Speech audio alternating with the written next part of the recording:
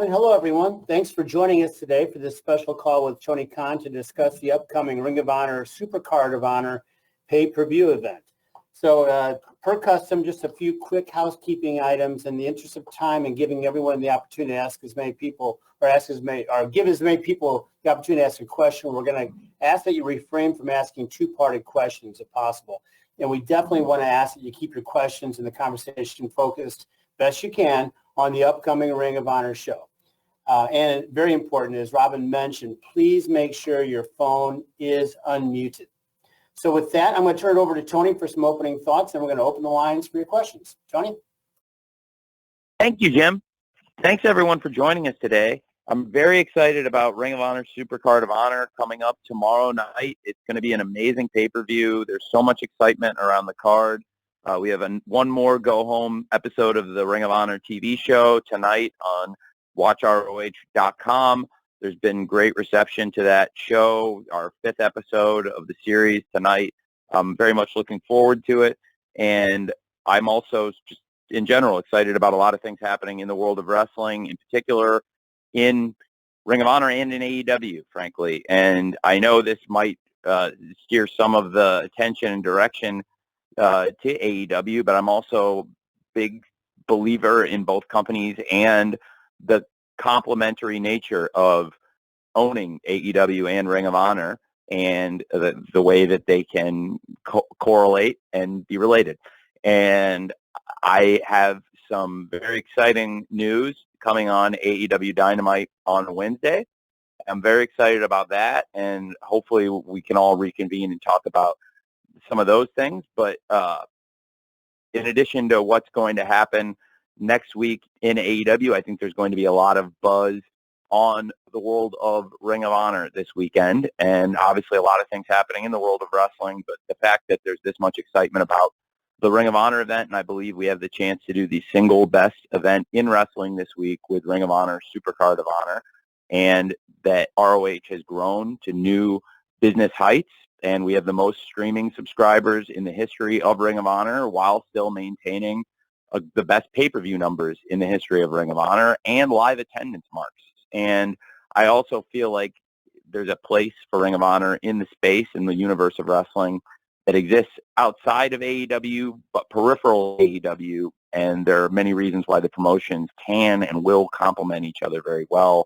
And I think this was a very astute purchase, ROH. And now, 1 year after we completed the purchase and my first event, the handover event in some ways, where it was a transition, my first show as the booker, but still finalizing some of the ownership agreement and dealing with some legacy personnel. A year later, looking back, these are some of the most important relationships in my life. No relationship now that I look back at and hold more value on the year that we spent together in this time with ROH, more so than I'm really grateful that I got to know Jamin Pugh, that I got to know Jay Briscoe and the Briscoe family, and that I got to work with him. He's one of the greatest wrestlers I've ever produced, and he was a good friend, and I really liked him a lot. And I obviously like Mark a lot, and now working with Mark Briscoe and having this show that we can do to continue to pay tribute to the great life and legacy of Jay Briscoe. And I've never seen such an outpouring of love and support as I did around his passing, and I think it would make him very proud. And just like we were able to celebrate his birthday with a great match in AEW, and we did a great tribute show in Ring of Honor, I do think we can continue paying tribute to him, and I'm very excited about Mark Briscoe versus Samoa Joe for the TV title. I'm very excited about the Jay Briscoe Reach for the Sky Memorial Ladder match, and so many things on this show, and everything on the show, top to bottom, is a tribute to him, but not just this one show, everything we do going forward. And with that, I can start taking questions, but obviously that's a lot right there. So maybe I answered one or two of them, but I would certainly love to, expound or elaborate on anything I just said too. I'm a little bit looser than Jim. I'm the good cop here.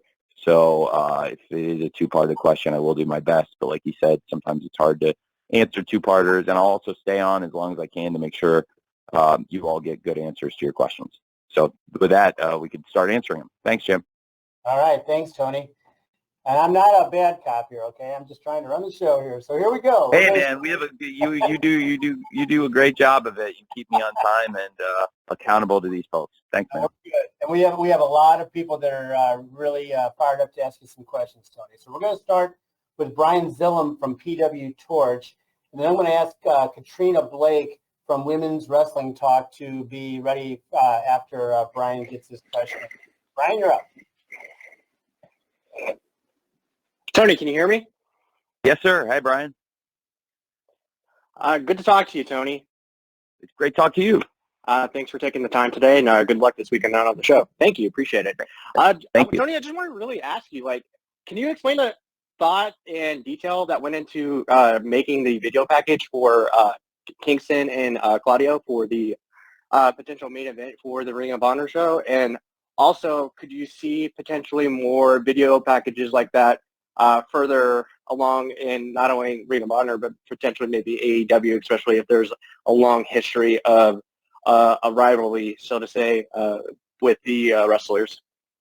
Well, in AEW and in the era that I've been running Ring of Honor since last year's Supercard event, I've tried to always respect the history of wrestling and of the wrestlers. So if you look back, there's been a lot of historical video packages where we've played off the history. And also when Claudio came in, I know he has a past with Eddie, and they have history, and it's not all good history, and a lot of it's very bad, but they had a friendship, and they're both very professional, and it's one of those matches where the people genuinely don't get along, but they are willing to work together and have a match. And I think I immediately embraced this, and if you look back at that video package, really it captured a lot of history that was told before AEW and even outside of ROH, but then they both have a history in ROH before they came to AEW. And then in AEW, their paths really crossed last summer when Claudio arrived. And, of course, they were on the same team in the Blood and Guts match. And in what could have been one of the real highlight moments in Eddie Kingston's career is he had an opportunity to get the tap-out win over Chris Jericho. It was, of course, Claudio who came in and took the win, took the moment. And it was Claudio's music that played at the end of one of the most important AEW events. And now in Ring of Honor, Claudio is the world champion. Claudio has made a lot of headlines. And, of course, we've seen the Blackpool Combat Club have a darker attitude, a darker side in recent weeks and months.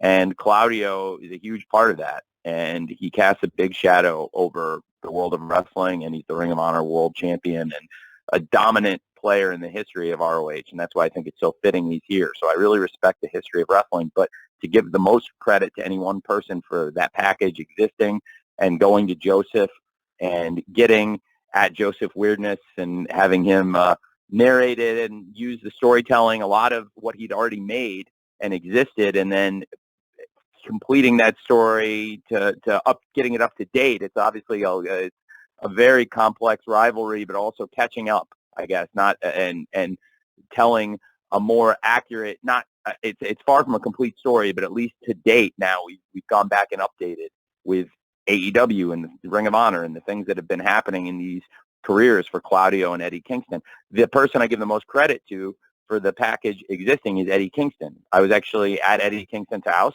and he suggested to make it, and it was a great idea, and he's a brilliant mind for wrestling, and he showed me the old package. I knew they had the history, and he said we could do this for the match, and I thought it was brilliant, and it's just a good example of the great insights of Eddie Kingston. And I'm very excited for the match, and I thought the package did a great job telling their story, and I'm very excited to see how this plays out at Supercard tomorrow night on pay-per-view. All right. Thanks, Brian. Thanks, Tony. Katrina Blake from Women's Wrestling Talk, you are up next, and Katrina will be followed by Trevor Robb from the Edmonton Journal. Katrina? Hi, good afternoon, Tony. Hope all is well. So my question is, with this new iteration of Ring of Honor, which has been a good purchase, and you have some amazing women already on the roster, but what do you have going forward for the women's roster? Not only with this pay-per-view, but going forward with the new iteration of Ring of Honor. Well, I'm very excited about what we've been able to do with some top women's stars in Ring of Honor. Since I purchased it, I think we've had some amazing matches, and some of the best matches on the show have been involving the women's roster. In particular, I thought the main event of our second episode of ROH Weekly TV, Athena versus Willow Nightingale, was one of the best matches we've had, period, in Ring of Honor, TV or pay-per-view, and it was a great main event, and it got a lot of people talking and a lot of positive buzz on the product, on the company, on the champion, and the challenger. Everybody really won in that match, and of course, Athena did come out with a victory, retain the championship. She is wrestling again tonight against Emi Sakura on Ring of Honor's weekly show, and then we are going to continue on. We've got a big title match on the pay-per-view as well. I'm very excited about that, and there's just a lot to be looking forward to, I think, on the roster right now, because if you watch the weekly shows, I think fans have seen a number of great women's matches and people with potential, people that have wrestled in AEW and also some that haven't appeared as much in AEW. And it's also introduced a lot of people, I believe, to some younger wrestlers that are doing great things. And for wrestlers that are homegrown AEW stars like Sky Blue and Willow Nightingale, who have a lot of upside and we really believe in, it's also been great to give them opportunities in Ring of Honor, where there's different, it's the same expectation to go out and have a great match, but it's a little bit of a different format, and there aren't the constraints of live television or commercial breaks, and it's a different kind of formatting, and I'm targeting to more of a hardcore base, so I can do things that will, I think, help everybody. And it's been one of the reasons why Ring of Honor is such a great complementary product to AEW, is because it exists to cater to the hardcore fans and circumvents some aspects of traditional wrestling television, which puts less pressure on all of us in some ways, and makes it even easier to focus on and deliver great wrestling shows like we've been doing at ROH, including a lot of the great women's matches we've had. And I'm looking forward to this pay-per-view for a number of reasons, including the women's championship match and where it's going to leave us going forward for Ring of Honor TV as we set up next week and continue this really new journey in ROH. Next week will be week 6 of the television, and it'll be the first time we've done it coming off a pay-per-view. So we'll be filming the show in New York next week, and this is a huge pay-per-view event in Los Angeles, and I think the women in ROH have played a great role, including, like I said, in one of the first TV shows, having a great main event match with Athena and Willow, but also Athena came back after that and had another great match, and I expect another great match with Athena tonight against Emi Sakura, and a great championship match at the pay-per-view. So thanks for asking. Thanks, Katrina. Trevor Robb from the Edmonton Journal is next, and then I'm going to follow Trevor with a write-in question from Joe Williamson from Hollywood's World of Sports. Trevor, you're up. Hey, Tony, thanks so much for taking my question today. AEW recently announced the Edmonton debut of Dynamite and Rampage as part of the 6-day Canadian tour coming this summer. I'm curious when plans for this tour started and what it is about the Canadian market that made you decide to ultimately expand into Western Canada. And might we see an ROH show or tour come to Canada in the near future? Thank you. Well, it's a great question. Thanks. And I'm very excited about AEW coming to Canada again in the summer. We've run a few successful shows now in Toronto and Winnipeg, and look forward to running more shows in Canada. It's been very successful from a live events perspective, and we continue to see great growth in our international TV ratings. In addition to the huge ratings data we released today saying that according to ITV, we've been a huge driver of viewers in the key demos and in key advertising markets to ITV, the biggest commercial TV network in England. And also in Canada with our partnership with TSN now, we've seen great growth in our TV ratings there. And we recently just did our record rating on TSN for the episode in Winnipeg a couple weeks ago. And I believe we have a lot of great Canadian stars in AEW, and there are so many wrestling fans in Canada. Canada has so much of a rich history in the wrestling business and historical figures from Canada and great matches that have taken place there. And it's certainly one of the top markets for AEW in terms of live events and television, and we'll continue to expand and do more big events there. And this summer is a great taste of how strongly we feel about the Canadian market, and it's great for us. Thanks for asking. Thanks, Trevor.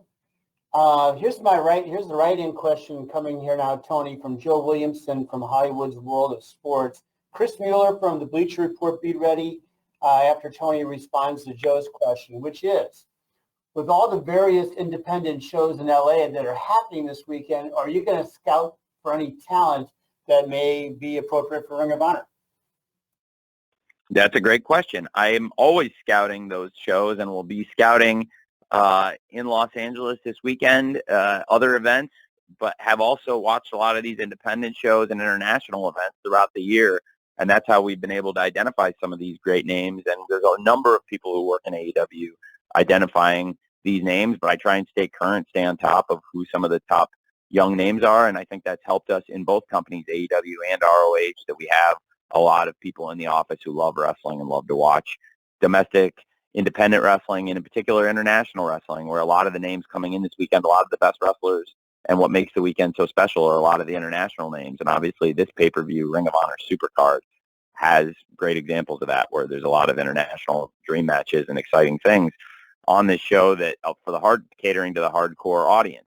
And we were able to present, I think, what was a dream match to the hardcore audience, and present it in a way to even a casual mainstream fan, where Kenny Omega versus Vikingo was a dream match that delivered in many ways. Well, now we've introduced Vikingo to a worldwide TV audience on AEW Dynamite, with millions of people see the show each week all over the world, and also with Commander participating in the Face of the Revolution ladder match. I'm really a big fan of both guys. I think they're both tremendous, and I would like to feature them both more in AEW, and I also respect their international commitments. I'm very excited.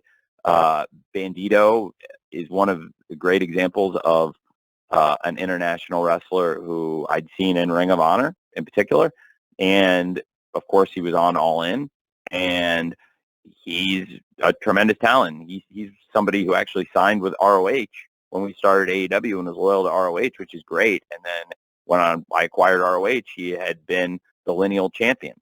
And I really like working with him. And he's one of a number of my international wrestlers who I really like, who have had to renew their visas. And it's nothing nefarious. It's just that it's a process that for when you use international talent for a company that does the bulk of its business domestically, then you're going to see visa renewals, and you deal with it, whether it's in AEW or in English football, where you have to process visas and deal with work permits and things of that nature, bringing in international players.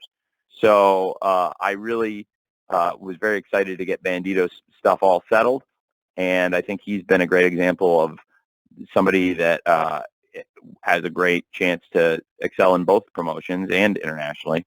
So I think I will be watching this weekend, but I do think a lot of the best wrestlers who've come in are the international ones. But you also want to look for North American top talent, or in this case, I guess domestic North American or Canadian talent, in addition to all the great luchadors and wrestlers from outside North America that come into the weekend. You're always looking for somebody who's flying under the radar that could be great given the opportunity in AEW or ROH. Thanks for asking. Thank you, Joe. Chris Mueller from Bleacher Report is next, and we're going to follow Chris with Brandon Thurston from WrestleNomics. Chris, you are on. Hi, Doc. Hey, Tony. So I wanted to talk about Wheeler Yuta versus Shibata. This is a pretty high-profile match for him, and with him only being 26, he seems to be one of the biggest standout guys you have on the roster under the age of 30 these days.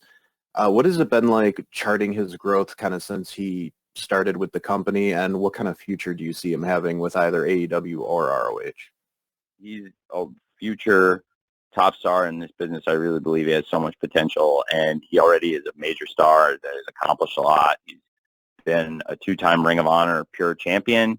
He's had some success in ROH before he came to AEW, and we have a great group of young talent who were here from the beginning, and then I really tried to replenish things with AEW Dark and developmental opportunities, and a lot of these things now also exist for people to get opportunities and exposure in ROH.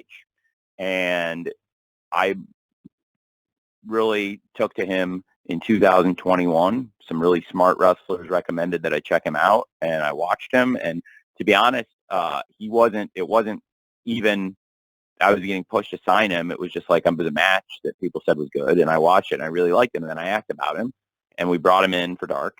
And around that time, a number of people came in. We had some success pushing some acts onto television, like The Acclaimed and Powerhouse Hobbs.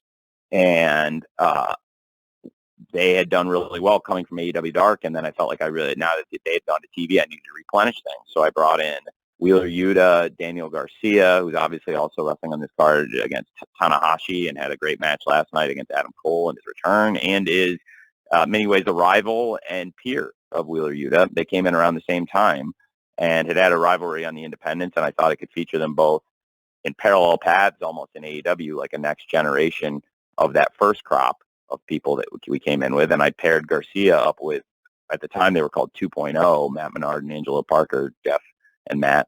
And they were called, I'd seen them called 3.0, but I called them 2.0 in AEW because I didn't want people to get confused and think Garcia was part of the team.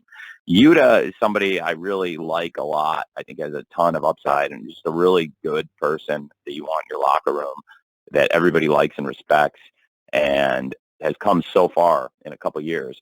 I have been an advocate of his, and I think everybody would remember this, that the second match he did with John Moxley, I actually pushed that he would be in that spot, and that I thought it would be real growth for him, because even if he wasn't winning the match, and frankly, even though it wasn't a long match, it would show growth from their first match against each other, which was also a character building match where John ran through him, and their second match was more competitive. Then the third match, I actually met up with John and asked him about wrestling that match, which was in Massachusetts on Rampage last April. And I felt really strongly that they could do that match there, and it would help everybody, and that this guy would break through and be on the verge of being one of the next stars for us. And it was everything I thought it could be and more. And John gave so much when the match was so great, and he put so much into it. And then Yuta, and they really bonded. And now we've seen in the Blackpool Combat Club the relationship that they have, and Claudio's taken to him as a friend, and then now they're so close.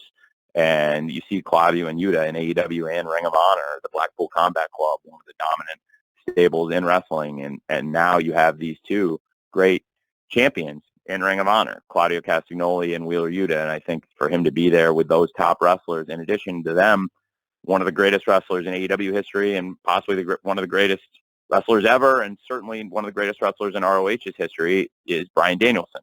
And Bryan Danielson, I think, is another person who has been a tremendous influence on him, and putting him around the best mentors, somebody who already had all these skills and brought so much to the table. I think it's done a lot for him. Then you have the legend, Mr. Shibata, who is one of the great pro wrestlers of this generation, of my lifetime of watching wrestling. He's one of the great stars from Japan, and it's also one of the great stories. And I think now, with so much information at our fingertips, even for people who aren't intimately familiar with it, we've had a lot of people that have been able to catch up and learn how inspirational the story is. It's not altogether dissimilar from some of the things we've seen on All Access that we get to look at up close every Wednesday after Dynamite going forward with Adam Cole, speaking of great former ROH stars.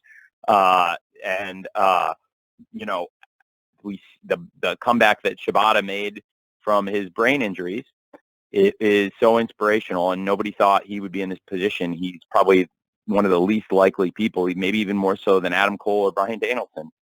We've just talked about, again, two great stars who competed in ROH, maybe even more unlikely than either of them to return to the ring, honestly. It's very unlikely that Shibata would be in this position, but we've navigated it. He worked so hard to be in this position, and a lot of people learned about Shibata. I wanted to bring in a special commentator. We had Mike Tyson, who did a great job calling the Orange Cassidy versus Shibata match when Shibata returned to the ring here in America, and he's had a couple matches now, and he's looked very good.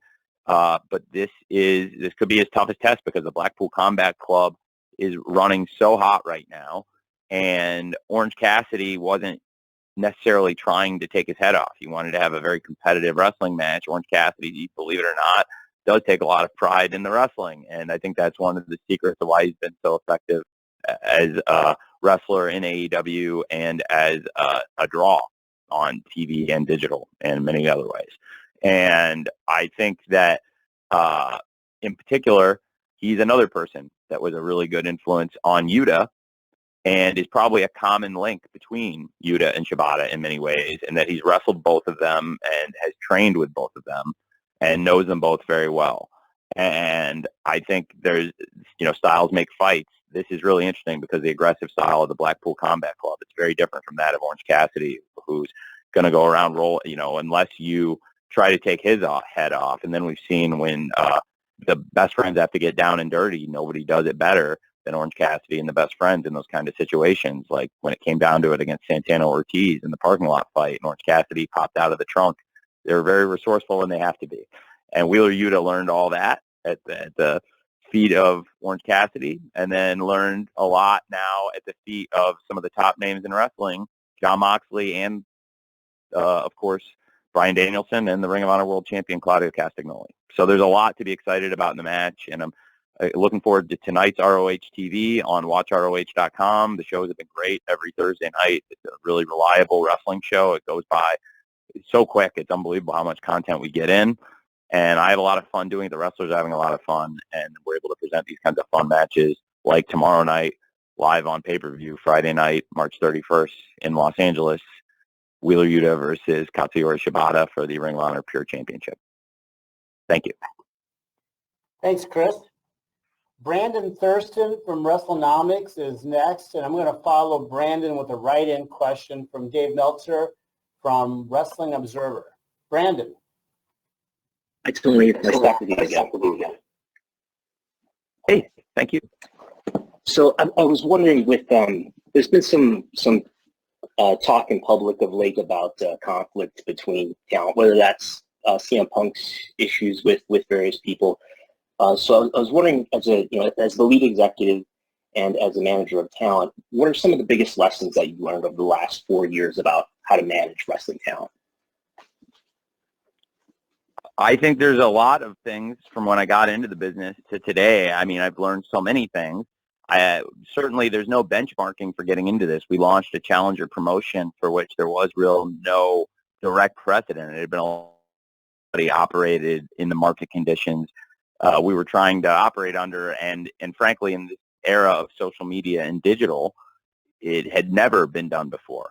And we're still growing and learning from things to this day, and I have great conversations every day that help me try to run the business better than the day before or the week before. And I think AEW is in a really strong place, and now ROH too. Both companies in a really strong place, thanks to the great wrestlers and the great wrestling fans.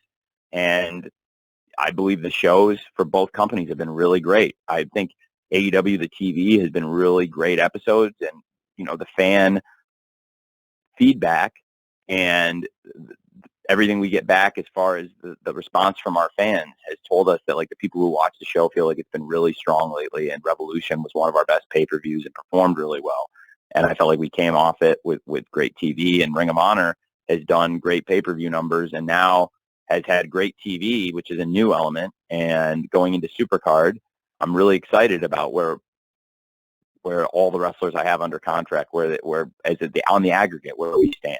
I think there's really exciting things happening in AEW and chances to grow AEW and become a bigger, better company and take advantage of the market conditions where there's real opportunities for a challenger brand with the level of world-class wrestlers, world-class production, and big wrestling matches that AEW has, but also now Ring of Honor is a stronger promotion through the partnership and the ownership.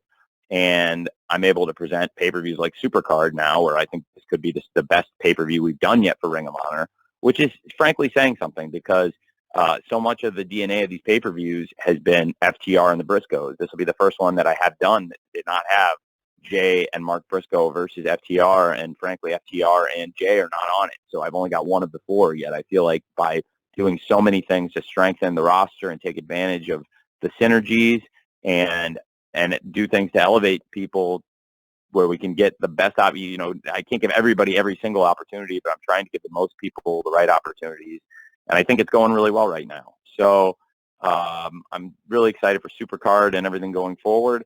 And I want to continue to grow the company and have a balance between locker room health and growth. And a lot of times you can do both. And overall, I think it has been a lot of the successes of AEW and the new Ring of Honor is we have a lot of great wrestlers, and I have to continue to find the balance between the health of the box office and the strength of the locker room. And frankly, I think both things are in a good place right now, and I want to keep it that way by continuing to do great shows and hopefully keep pleasing the most important people to please, which are the wrestling fans and our network bosses, and continue to create more opportunities for the wrestlers of AEW and the fans of AEW, and now the wrestlers of ROH and the fans of ROH. So I've learned a lot and continue to learn a lot, and it's a challenging job. They don't really write a book on it, and I think the best explanation I can give of it, I've given it, you know, publicly and privately, and say it a lot, is that it's probably the closest thing, and you say it to people in the TV business, and they probably have a closer understanding of both these worlds because they're both things that exist in entertainment. It's like being the coach of a football team, and I think somebody could, you could have two different coaches. You could have Andy Reid or Doug Peterson might call a completely different game than Sean McVay or Kyle Shanahan. And you could take the same players and get different results, and I think all four would do a great job, whether you had Doug Peterson, Andy Reid, Sean McVay, or Kyle Shanahan, but they all might do different stuff, and Sean might do some stuff more similar to Kyle, and Doug might do some stuff more similar to Andy, but they are all going to give you great results, but you might see completely different plays and completely different situations in the exact same down distances and defensive looks. And I think they all have a great command of the locker room. They're all great people, just as examples of offensive-minded head football coaches who run football teams. There's only really one other wrestling organization that has the size of TV production or the scope that we operate in. They have been doing it longer, and they have more hours of content on TV and have had a lot of advantages and learned a lot. And I think to come into this, we've had a lot of success, and I love that we can keep learning from what's happening and try to grow in the industry, because I think it is an industry that is served very well when there are multiple strong companies, and hopefully that continues to drive a lot of interest in pro wrestling. And for me, I hope it continues to drive a lot of interest in AEW and ROH. And running those businesses, it's a little bit like being that football coach who has come in, and you're going to call the game as you see it in the style of the stuff you know, and you're constantly learning. And that's I know firsthand from working with Doug in the office and being around him and knowing a lot of football coaches, having spent many hours in the office, like the command he has, it's for me personally, it's the best I've seen. And I am in awe of the way he learns from the different games, not that we're not even playing in, but he watches the league and his command of understanding why people do things and soaking up that knowledge and then trying to apply things that aren't even happening in the Jaguars. And I think that in the world of wrestling, whether it's happening in AEW, ROH, or outside, try to learn from it. And that definitely includes stuff that's happened here. And also try to do what's best for the organization. And he's also a top at that. But Doug calling the game, he might call something completely different from what somebody else would call in that situation, but they're both great. And I also believe there's very few people that have been in the position that the top coaches have been in, but there's also very few people that have the command or the respect or the understanding to do all the various things that the coach does as a CEO. It's like a hybrid of being a coach of a team and the producer of a Broadway musical. When you deal with live productions, you're putting on live shows, you have a cast of characters, a wild cast, but they're athletes. It's a different kind of sports fuel. And that's why I compare it almost a hybrid of the two jobs, because, sometimes you have to put the understudy in, but that's like the backup in football, but there's definitely entertainment elements of it. with a cast of characters, it's a little bit different from running a football team. But I've tried to learn from what's happened over the years and make the shows better. And I think most of all, the reason it's been a business success is wrestling fans are awesome, and there are so many of them in the world. And we've been able to create awareness in this big market of AEW and create a company that's performed on live events and pay-per-views and all these benchmarks and continues to hit these benchmarks better than any wrestling company in over 2 decades, and even stronger than the strongest challenger brand of all time that was the ultimate challenger brand that lived the dream. And, famously for 83 weeks, they were the #1 company, and that was WCW and all the strengths and highs they hit. But the fact is that 1 year after the 83-week streak, we're doing better pay-per-view numbers than they were. And so it's about sustaining it and being here today, and that's where I'm very excited about the opportunity I have to continue presenting AEW events and this ROH pay-per-view and hopefully learn from everything. So thanks, Brandon, for asking that, and hopefully I was able to give a nuanced answer, even if I didn't answer everything specifically you might have wanted. Thank you, Brandon. Thank you, Tony. Dave Meltzer from Wrestling Observer has a writing question, which I'll share in a minute. Amy Nemedy from WrestleJoy, you will be following my write-in or Dave's write-in question, which is this. Tony, is there any update of Honor Club subscribers and any thoughts on new news regarding Ring of Honor business and growth? Yes, we're at about 15,000 subscribers for the weekly TV going into last night. I think that's probably roughly what we had. We've continued to grow, which is in the streaming business. We're seeing subscriber growth. You might have somebody whose subscription lapses, but if you're adding net positive, you have more signups than you do expirations or cancellations, and you're continuing to see growth, which we have seen and are seeing. So we're up to 15,000 subscribers on the weekly series, which is amazing for the library and the weekly shows and the old pay-per-view library. Of course, this pay-per-view event, this is on Bleacher Report Fight. In 90 days, I plan to put this event up there, and but we have a library of old shows. But we've been able to build a pay-per-view business for the a la carte pay-per-view offerings, and the demand for Supercard of Honor, Death Before Dishonor, Final Battle, and now to come back and do our second Supercard of Honor under Ring of Honor. We've had the record pay-per-view numbers for ROH, unquestionably, and it's amazing. And last year in 3 shows, we did, close to 100,000 buys across 3 shows, and pretty amazing. And all 3 delivered great numbers. And now to come back with Supercard and be able to do a pay-per-view business and have the streaming service too, it's like having your cake and eating it too. And for ROH, there's that much excitement about what we're doing that I think we give people really good value on their money. I really do. I think for $10 a month, the wrestling you get on Honor Club, if you're a hardcore wrestling fan, it's great. It's a great value. If it's somebody that has an appetite outside of AEW Dynamite, AEW Rampage, AEW All Access, and now any other wrestling content we were offering, like Dark Elevation or anything else, there's great opportunities to make new wrestling fans with those people that see a wider base due to the penetration of AEW around the world, to make more fans for ROH than they've ever had before. So I think that's been the strategy, by continuing to do great shows that we know a hardcore wrestling fan is going to love, and no show has embodied that spirit more so than Supercard of Honor this weekend. I think it's this, for a hardcore wrestling fan, I think it's the single best night of wrestling, best event there's going to be. And I'm really excited for tomorrow night, for Friday night. And to Dave's question, yeah, the streaming service now at 15,000, that's the highest in the history of Ring of Honor. When we remember that we started from scratch, it wasn't like we were building off people that had been sitting on their subscriptions. We voided everything and had new signups during the transition period.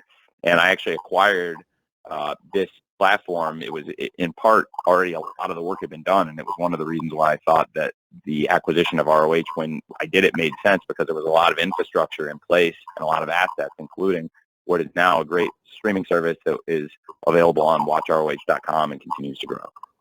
Thank you. Thank you, Dave. Amy Nebedy from WrestleJoy is next, and Will Washington from Grapsity will follow Amy. Amy, you're on. Hi, Tony. I wanted to talk to you about the Reach for the Sky ladder match. Surely this is going to be a very emotional match with a lot of importance around the Briscoes and, of course, the passing of the beloved Jay Briscoe. You have some of the best tag teams in wrestling that are vying for the Ring of Honor Tag Team Championship with this match. You've also said that you're retiring the old design and unveiling a new version of the tag team titles. Can you talk about how you've put this ladder match together, sort of the input of Mark Briscoe, and will this become a Ring of Honor tradition, sort of akin to AEW's Face of the Revolution ladder match? Well, it's a great series of great questions, and this is a great example of where I'm happy to answer all the questions. And if I forget any of them, Amy, you can feel free to remind me what I might have missed. But I'm so excited for the Jay Briscoe Memorial Reach for the Sky ladder match. The way it was conceived was we were talking about the show and about Ring of Honor and AEW, and I was talking with some people in my office, and the suggestion came up from somebody who had known him, and I would maybe have remained nameless here because the person is a villain in the world of wrestling, but they have a lot of good ideas, and I thought it was a great one. And it's, if I hear an idea that's the best idea and it's available for us to do, I always want to do that whenever possible, and this was an idea somebody suggested in the room, and I thought it was a great idea.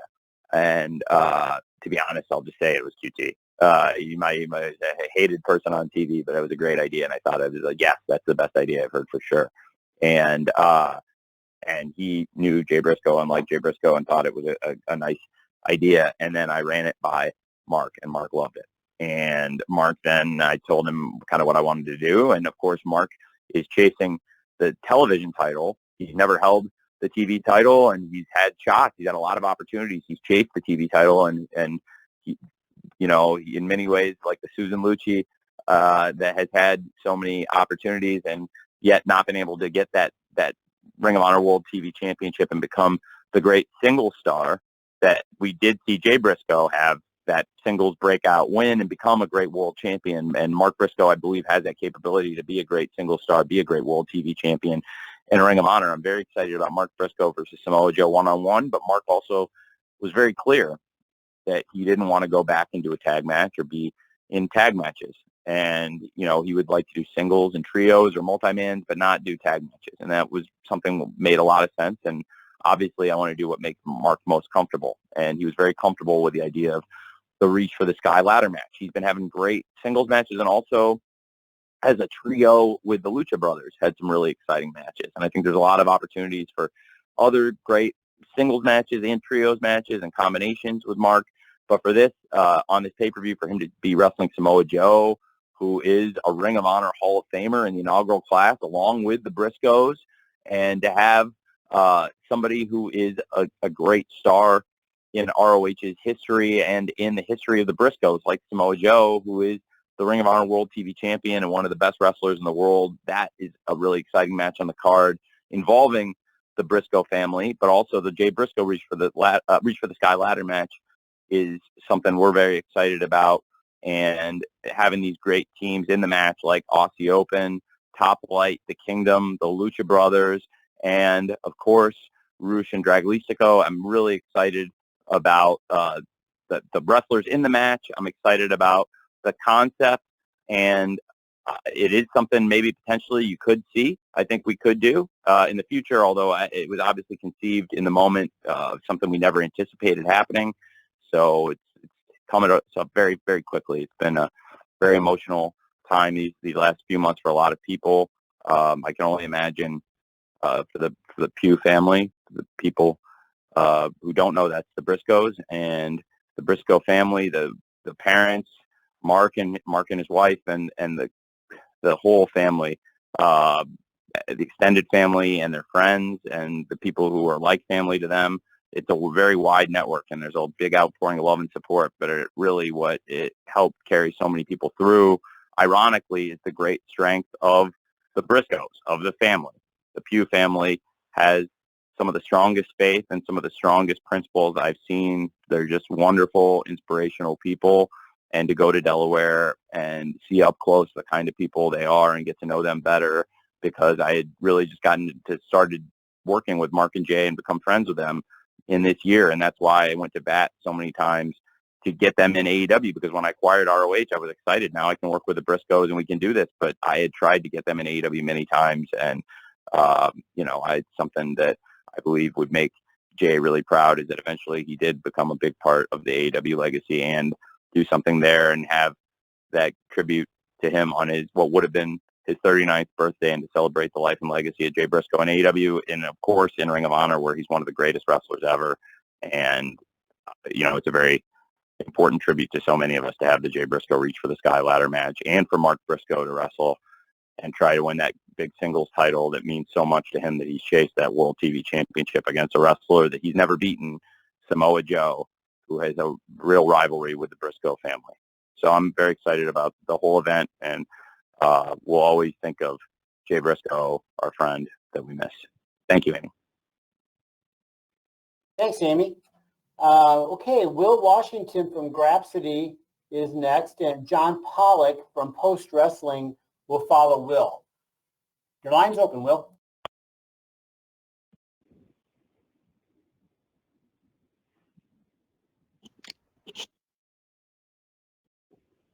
Will, can you hear us?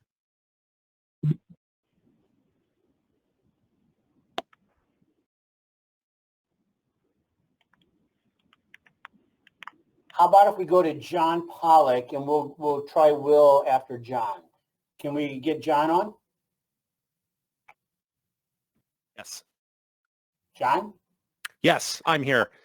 Okay. Tony, I just wanted to ask a bit about, you were just referencing with Mark Briscoe, if you can just take us to that week that led up to the match in Lexington with Jay Lethal. Obviously, there was a major change in attitude regarding the Briscoes, but to get Mark Briscoe onto TBS, can you just tell us a little bit about what had to go into that? And if I could also sneak in, had there not been an injury, were there any plans for Will Ospreay this weekend regarding the Supercard show? Thank you. Yeah, Will was going to be on the show. And I think Will Ospreay's tremendous, and I would love to work with Will Ospreay anytime. I think he's a great wrestler, and New Japan Pro Wrestling has great stars. They're great partners, and through the partnership together, we've been able to build a wider audience for Will on AEW Dynamite, and certainly would like to have him involved in Ring of Honor. That's a multi-part question, so let me go back and answer the part that is the most prominent and important. It was that's a situation nobody ever anticipated, what happened with Mark Briscoe, and it's also a completely different management team now than it was the team that had not approved their appearances in the past, and also it was a different management team before that did not approve their appearances. So this was the first time this group had the opportunity to reflect on it, but also, frankly, is a completely different circumstance for many reasons that are very challenging to get into. But obviously, we all miss Jay Briscoe very much, and he is a great wrestler. And I was so grateful, so grateful and appreciative that we were able to have tributes to Jay Briscoe on what would have been his 39th birthday with Mark Briscoe versus Jay Lethal in a great match, and a great tribute to him with the locker room coming out and paying their respects to Jay Briscoe, and the outpouring of love that was happening in real life around that time throughout that week and the week prior when Jay passed. And so it was a very challenging and different circumstance than there ever had been before. So it is also very personal, frankly. So that was that. And hopefully got both of your two distinct questions in there. Thanks. Thanks, John. Will Washington, we're going to try you again. Will, your line, are you open?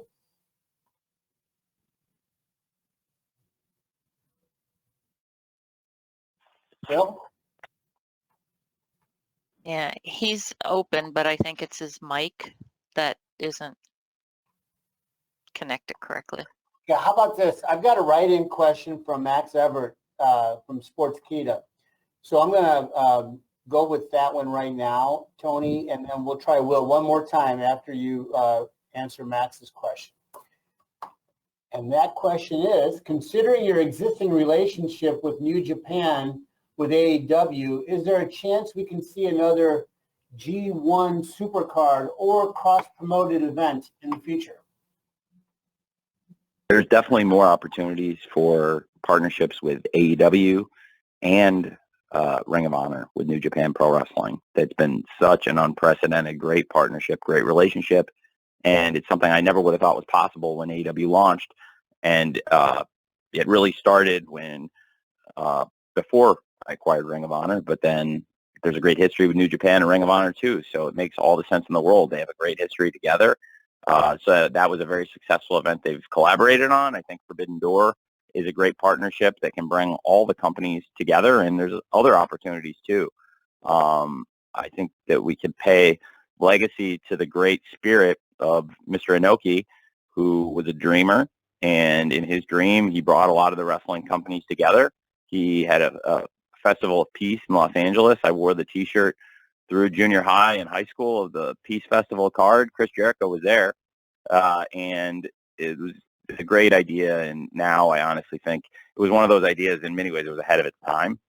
And like a lot of great ideas, there's many things that would make sense later or sooner, but timing is everything in life in so many ways, or at least it's a large percentage, a large aspect of life is timing. And now is the right time for those kinds of ideas. So yes, I do think stuff like that, ideas of that nature, or that specific one even, those are great thoughts, and there's definitely more opportunities like that that are going to make sense in this partnership with AEW and Ring of Honor, both along with New Japan Pro Wrestling and the international partnership we have in that spirit. Thanks. Okay, thanks, Max. Will, you're up one more time. Okay, can you guys hear me? Yes, we can. Hey, we hear you. Yep. Oh, thank goodness. Okay. So, Tony, I actually wanted to touch on a topic that was really a big focus of the last media call that you had regarding Ring of Honor. And that was where you kind of touched on the topic of William Regal. You have to forgive me because there's actually two media calls going on right now. And paying attention to the Shawn Michaels media call, he just answered a question regarding William Regal. And one of the things he noted in that on his answer regarding Regal was that Regal had really not been participating much at all in NXT and has mostly been involved in the main roster over there, which seems kind of contradictory to what you had noted on the last call regarding the reason that Regal was granted his release.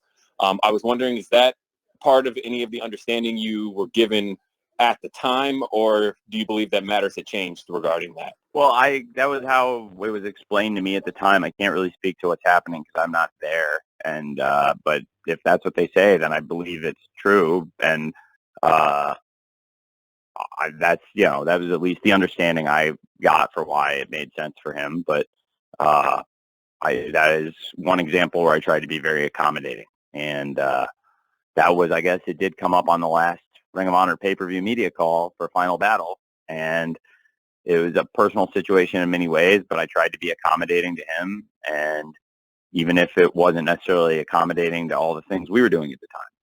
So that's interesting, though. I also didn't realize there was another media call going on right now, but that's fun. That's in the spirit of wrestling competition and all the great events happening over the weekend.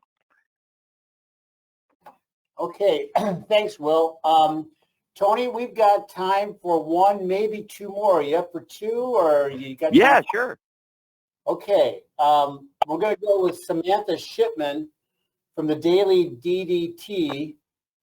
So, Samantha, you're going to go now, and then I'm going to spring a surprise. I'm not sure what it's going to be, but we're going to have one more to follow Samantha. So, Samantha, you're up.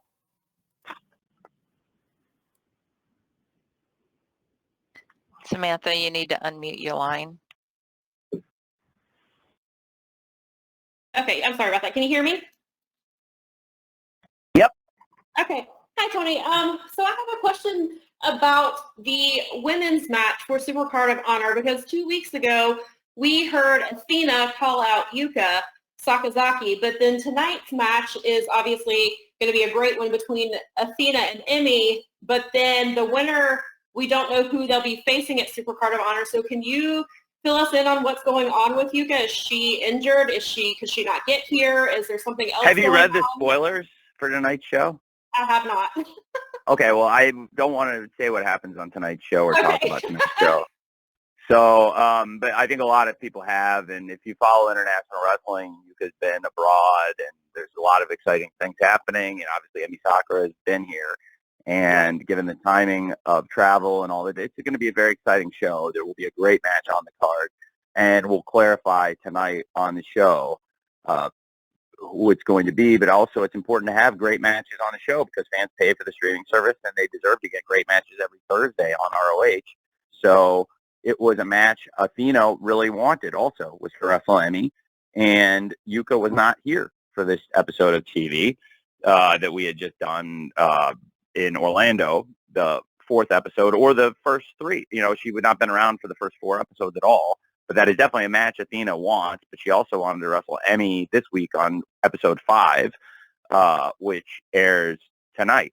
And coming out of that, either Sakura or Athena will defend the championship. This match, obviously, we taped it last night, so, you know, I think 90-something% of you on the phone, I suspect, know what happened based on knowing the wrestling media, and people read the event spoilers and then go back and watch the shows, typically, in the news media. So there actually was, to your point, it's a good question, but that will unfold tonight, and that's a great segue into talking about Honor Club and our WatchROH.com and the great matches we put on the show every week, including Athena versus Emi Sakura tonight and Athena versus Willow Nightingale, just to go back and once again talk about what a great match that was in the main event of the 2nd episode. So I'm excited for Athena versus Emi tonight, which is a great match, and excited for the Ring of Honor Women's World Championship match tomorrow night at Supercard after we get a great match tonight on WatchROH.com. Thanks. Thanks, Samantha. All right, well, we spun the wheel and landed on Bill Bodkin from the Pop Break. So we're going to bring it home with Bill Bodkin. Bill, are you ready to go? Yes, I am. Tony, thanks for taking the call. I have just a question. You've often talked about your booking of Dynamite and Ring of Honor, 2 different things. You talk about more the freedom you have with Ring of Honor, not due to breaks and Nielsen's and all that stuff like that.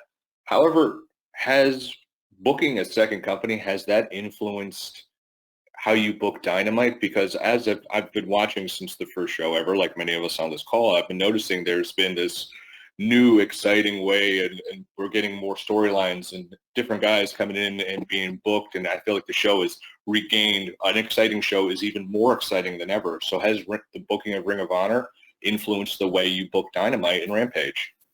That's a great question, and yes, it absolutely has. I have been more reinvigorated and excited about doing the episodic tapings of Ring of Honor in that world, and in a crazy way, because the person I just had this conversation with is actually somebody who's been amazing and a big focal point of that attention and the way I feel, and that's Kenny Omega.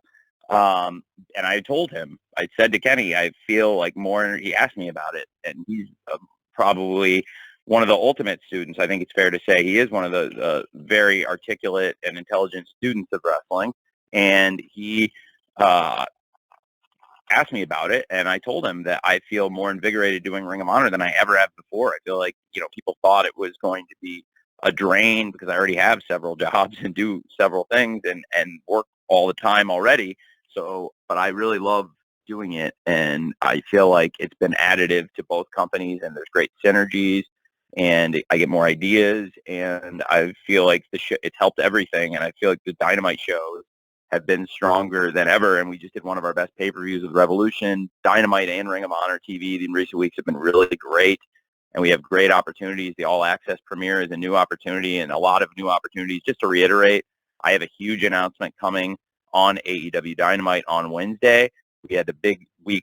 We just had a big week with a great show and a series of great shows since Revolution. There was a big event, very successful for us, followed by this great All Access premiere that's been so well received and had a great soft launch following the NCAA coverage, and now will be every Wednesday night. And now Ring of Honor has what could be one of the greatest events in Ring of Honor history, and in many ways is going to be one of the most successful business events, I think it's fair to say, in the way the TV's been received and the business it's done, and now the tickets we've sold, which is going to be one of the record ticket gates in the history of Ring of Honor of over 21 years, what we're doing tomorrow night. I definitely feel more reinvigorated and excited about the booking and doing both shows than I ever have before, and I think they're distinct, and both shows have been maybe at their all-time, some of the strongest quality stuff, and I believe by doing great wrestling, we have a chance to only grow and build and do better and better, and so I appreciate your question, and I think it's a very astute question, and I absolutely do feel that way, and I'm glad to hear that you and other people too that have said that are seeing it, and it means a lot, and it's really a lot of work, and I love it, and it's fun work, and when you get that kind of feedback, it's what makes it all so worthwhile. So thank you again. All right, well, Tony, I think I speak on behalf of everybody who joined us today for thanking you. You've literally crisscrossed the United States this week, NFL, AEW, Ring of Honor. You're still going to be on the move, and it's been amazing that you've held up and made the time for everybody here today. So we thank you. Any closing thoughts, Tony? Thank you so much, Jim, for giving me the opportunity. I'm very grateful to everybody participating in the call. I'm sorry I didn't get to answer every single person's question. If you attend this post-pay-per-view scrum, I'll try to get everybody to at least answer one of their questions. And I want to thank you all in the wrestling media, because you all are what makes this so successful in so many ways, because I know you all love this, and it's not always the highest paying or the most fulfilling work, but we all love wrestling, and I think that's why almost everybody on this call is here for the most part, and that's pretty cool. And also the coverage you give Ring of Honor and AEW, it is what has allowed us to continue to thrive. So I appreciate you giving us fair coverage and giving us the opportunity in a space that hasn't seen this kind of a company doing this kind of business model that we're doing with AEW, or a company that is in new hands and is in an exciting new chapter of its history like Ring of Honor. And like I said, for AEW, next week I have a huge announcement on Dynamite coming. It's very important. I think it will generate some coverage, because I'll continue to talk about that. I have something big to come on AEW next week after a series of great episodes. But also, I cannot emphasize strongly enough how much I appreciate you all attending this Supercard press conference call, because I'm so excited about the Supercard event. Like you said, Jim, I'm on a whirlwind tour of business, media, NFL, AEW, Premier League, so many things happening right now. And I'm very excited about what's happening in the world of wrestling with all of you, and hope to see a lot of you tomorrow in Los Angeles at the event. And if we don't see you there, hopefully you watch it on pay-per-view, and I hope you all enjoy it very much. Thank you. All right. Thanks, Tony. And I'll echo thanks to everybody that's joined us. We're now at the end of our time. So per custom, we're going to be distributing our audio recording to all attendees here shortly. And finally, I'd like to thank you again for being part of the call, and hope you have a great day. Looking forward to joining us tomorrow for the Ring of Honor Supercard of Honor show, either in person or on pay-per-view tomorrow night. Thanks, everyone.